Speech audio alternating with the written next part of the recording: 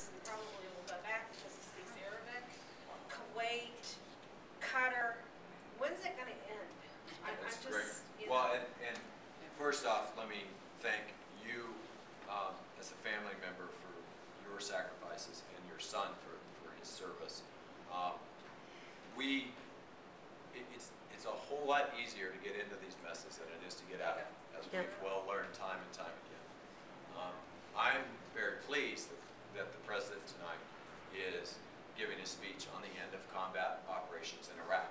I don't believe that would happen if he were the President.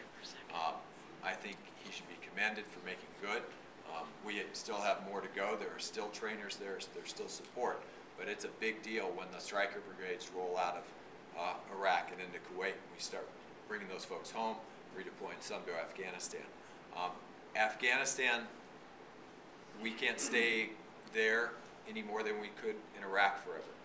And I think most of the Democrats in Congress recognize that. They also realize that we have some responsibility in that we've been very involved in Afghanistan for many, many years, more so than most Americans realize, all through the Soviet occupation, even at various stages when the Taliban was running the country. And we have a situation on the eastern edge of Afghanistan and the western part of Pakistan that is very real. And we have a Pakistan that has nuclear weapons. So it's complicated. But I believe that what the President is trying to do, and it's kind of funny because people tried to construe my support for the First Amendment a couple of years ago as a slight on General David Petraeus.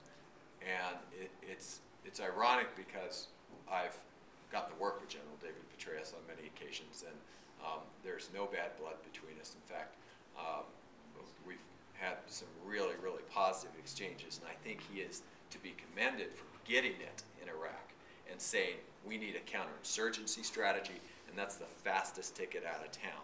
And I was very pleased that he got put in charge of Afghanistan because he understands that it's about counterinsurgency and standing up the Afghans so that we can pull our forces out and bring them home. We're going to continue to have challenges on the counterterrorism front. That's a different issue. You don't need a Jeffersonian democracy in England, West Germany to be able to have a counterterrorism strategy. We function in the world in places as challenging as Yemen, where there really isn't what I would look up to as an ideal government structure. And yet we're able to do that, and we're going to need to be able to continue to do that in Central Asia. Well, I worry because my son said Iraq was like a vacation compared to Afghanistan. He said there's just no comparison. That's, and he's been there several times each place. And he mind asking what he does?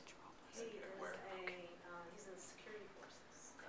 So he's right on the, and he spends most of his time with actual Afghanis because he speaks That's great, the because he speaks the language. So, and that is something amazingly, we have not invested. We've invested in a small number of translators as opposed to teaching many, many more of our forces directly Dari, Arabic, Pashto, yeah. And I've seen like firsthand what a difference it makes when you've got a captain or a major who can communicate directly with the local people. It changes the dynamic enormously. And there are places where, like Helmand Province, which are I can imagine the kind of places that your son is describing. And then there are places within that country, especially in the north and west, where things are very different now. And in places like Kabul, where the lights are back on, people are going back to work. It's a very complicated place. I'm very pleased to see the Afghanis stand up and provide the security for places like Kabul and for other parts of the country. The sooner we are able to hand over those responsibilities nationwide, and that means including in the south and the east, which are the most challenging places and places where we just